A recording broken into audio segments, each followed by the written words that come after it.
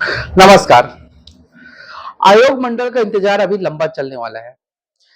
BJP सरकार का रवैया बड़ा ढीला ढाला चल रहा है और जो आयोग मंडल में नियुक्ति का इंतजार कर रहे हैं उनको कुछ समझ में नहीं आ रहा है। विधानसभा लोकसभा में टिकट का इंतजार करते करते थके लोग को लगा कि अब चलो आयोग मंडल में जगह मिलेगी। लेकिन जिस तरीके से इंतजार चल रहा है, लगभग 1 साल होने को है छत्तीसगढ़ सरकार को बने हुए। हालांकि कोई मेरे को कोई विशेष परिवर्तन नहीं दिखा अभी तक छत्तीसगढ़ में। जो कांग्रेस का जो रवैया चल रहा था उसी तरीके से अभी रवैया चल रहा है। वही अधिकारी है, वही सिस्टम है, ज्यादा कुछ परिवर्तन नहीं हुआ। क्राइम बढ़ते जा रहा है। मतलब जिस बीजेपी का जो शासन है वो हमेशा सुशासन के तौर पे माना जाता है कि कम से कम बीजेपी जहां पर रहती है वहां पर शांति रहती है। पर छत्तीसगढ़ में ऐसा अभी तक होते दिखता नहीं है। अपराधी बेलगाम हो चुके हैं। मैं कल के वीडियो में इस बात को उठाया था। आज बलरामपुर में फिर एक घटना हो गई। थाने में घेराव कर दिए, तोड़फोड़ कर दिए। लगातार मतलब कोई मतलब कानून की व्यवस्था लगातार गिरती जा रही है। मैं टॉपिक से नहीं बदलूंगा। आज मेरा टॉपिक आयोग मंडल का। आयोग मंडल की नियुक्ति 5 साल के लिए होती है। लेकिन कांग्रेस सरकार में लेट हुई, लेकिन बीजेपी सरकार का जो रवैया है मतलब वो समझ से परे है। मेरे पास काफी नेताओं का फोन आता है। उनको लगता है कि राज्यों को जानकारी रहता होगा, पर कैसे जानकारी रहे कि आयोग मंडल का निर्माण कैसा हो, जब यहाँ पर सत्ता के सर्वोच्च शिखर में रखा व्यक्ति को उसको जानकारी नहीं होता कि कब क्या होने वाला है। और उन नेताओं को बड़ी निराशा हो रही है जो वाकई कर्मठ है, जो लगातार काम कर रहे हैं और इंतजार करते करते थक गए। एक दो तीन आयोग मंडल का निर्माण मतलब नियुक्ति कर दी गई।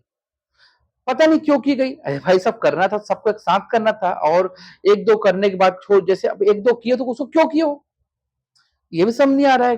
किसके सिफारिश में होता है, क्या होता है। जैसे वो नियुक्ति नहीं होगा तो छत्तीसगढ़ सरकार चल नहीं पाएगी। अरे करना है तो सबको एक साथ कर दें, क्योंकि कब को सब लोगों को 5 साल काम करने का मौका मिलना चाहिए। उनको अपनी प्रतिभा, अपनी नेतृत्व का प्रदर्शन करने का मौका मिलना चाहिए। राजनीति का जो खेल है एक नेतृत्व का खेल है। कितनी बेहतर आप लीडरशिप कर सकते हैं। अगर आप सिर्फ 1 2 साल 2.5 साल अगर नेतृत्व का मौका मिलता है तो अपने आप को प्रूव नहीं कर पाएगा और लोगों को उम्मीद रहती है।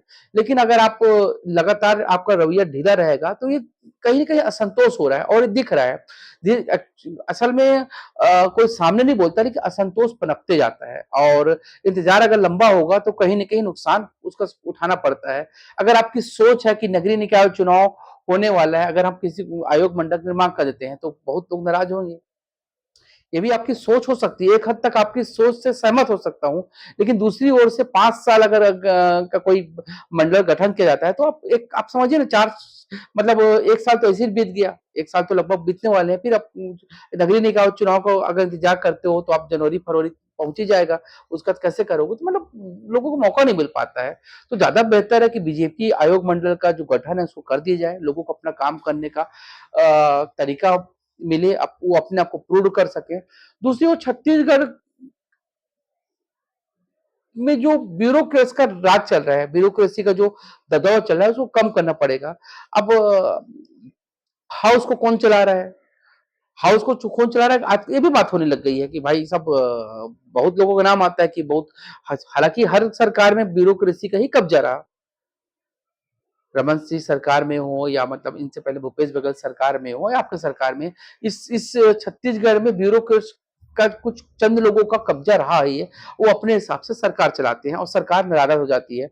सरकार भूल जाती है कि जनता ने आपको चुन कर भेजा है। आप जनहित की मुद्दा को उठाए लाइए, जनहित मुद्दा को आप लागू करिए। लेकिन नहीं, समझ में नहीं आता। जब सत्ता के शिखर में आप पहुंचते हैं तो आप पता नहीं कान में आपको रुई हो जाता है कि क्या हो जाता है, समझ नहीं आता है। बहुत सारी ऐसी बातें हैं कि आपको समझना पड़ेगा। आपके कार्यकर्ता आपसे नाराज हैं, आपके कार्यकर्ता कोई संतुष्ट नहीं है।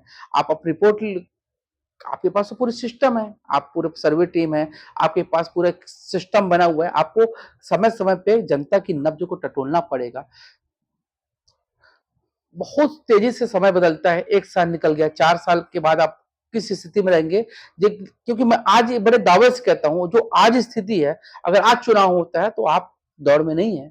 तो मेरे को लगता है बेहतर स्थिति के लाने के लिए आपको हर दिन काम करना पड़ेगा और अपने उन कर्मठ कार्यकर्ताओं के साथ खड़ा होना पड़ेगा, जो बुरे वक़्त में आपके साथ खड़े हुए थे। बाहरी तत्व के लोग जो संगठन और सत्ता पे कब्ज़ा करके रखे हुए हैं, कब्ज़ा बना के रख लिए हुए हैं, उनको हटाना पड़ेगा, पहचानना पड़ेगा। ये वो चाटुकार हैं, जो हर सत्ता में चिपक जाते हैं। इससे नुकसान क्या होता है? आपके कर्मठ कार्यकर्ता धीरे-धीरे दूर होते जाते हैं और आप जनता की नब्ज से दूर होते जाते हैं और उसका नुकसान आपको चुनाव में उठाना पड़ता है। सरकार को लगता है कि भाई अब एक बार सत्ता मिल गया तो उसके दोबारा दोबारा चुन के आना ही नहीं है, तो इसी कारण धीरे-धीरे अपने लोगों को दूर कर देती है। सरकार को समझना पड़ेगा, अपने लोगों को सम्मान देना सीखना होगा और अपने कर्मठ लोगों को जहां पर सेट कर सकते हैं, उनके साथ खड़ा होना सीखना पड़ेगा। बीजेपी में बड़ी एक विडंबना है, लोगों को बोला जाता है कि मुसीबत के समय बीजेपी एक बड़ा नेता उनके साथ खड़ा नहीं होता और कहीं पर सच्चाई भी दिख इस समझ में आता है। बहुत सारे मामले हैं कि सरकार को समझना होगा कि अभी बिलासपुर एक घटना हुई, मैं देख रहा था। बीजेपी के लोगों पे एक मामले में एफआईआर हो गई। नवरात्रि चल रहा था, तो कोई अ, मुस्लिम गायक आया, तो उसमें हिंदू संगठनों वालों ने विरोध किया, जो बीजेपी से जुड़े हुए हैं होंगे। लेकिन उनके खिलाफ मामला दर्ज हो गया। भाई साहब, अगर कांग्रेस सरकार होती तो आप कल्पना कर सकते हो कि कांग्रेसी लोग पे मामला दर्ज होगा। वो तो अपने गलत भी होगा उनका कार्य करता है, लेकिन उनको बचाया जाता है। आप अपने लोगों के साथ खड़े नहीं हो पाते। आप किसको न्याय पीड़ दिखा रहे हो? आप अपने कार्यकर्ताओं को आप एफआईआर करवा देते हो। तो आपको खड़े होना सीखना पड़ेगा अपने लोगों के साथ। अगर आप इन्हीं लोग ही आपको चुनाव तक सत्ता तक पहुंचाते हैं, अगर आप इनको इनके साथ ही अगर आप ऐसा करते रहेंगे तो आप घमंड अहंकार का घोड़ा बहुत जल्दी नीचे गिर जाएगा। बहुत सारी बातें हैं, करते रहूंगा। नमस्कार।